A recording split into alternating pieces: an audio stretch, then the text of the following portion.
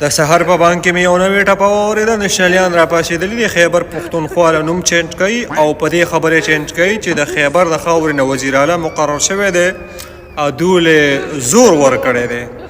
نو زه سهیل خان افریدي صاحب ته وایم که دوی د خیبر پښتونخوا نه خیبر نوم کټ کړو ولې چې خیبر تاریخ لري او دوی خو تاریخ په شرمونو وشرمو، خپل د پلار نګاغه تاریخ یې وشرمو.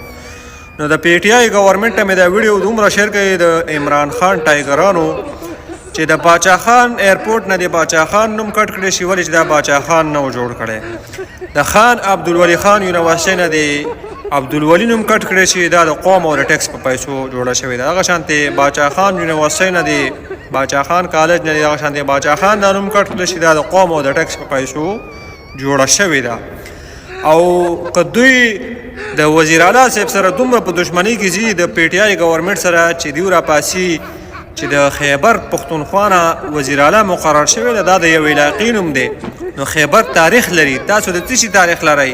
ایمل ولی د څه شي تاریخ لري؟ اسفندیار ولی د څه شي تاریخ لري؟ باچا خان چې کوم دی دغه نوم ترې مکمل کټ کړی ایرپورټ نه باچا خان نوم مکمل لري کوي. او دا نشنلیان څنګه چې عمران خان بلوچستان ته ځغلولی و اول ته ډومیسایل جوړ کړل د سینیټر جوړ شو دغه شانتې د خیبر پښتونخوا نه ولا صفایه وکړي چې باچا خان دا نوم مکمل ختم کړي مکمل.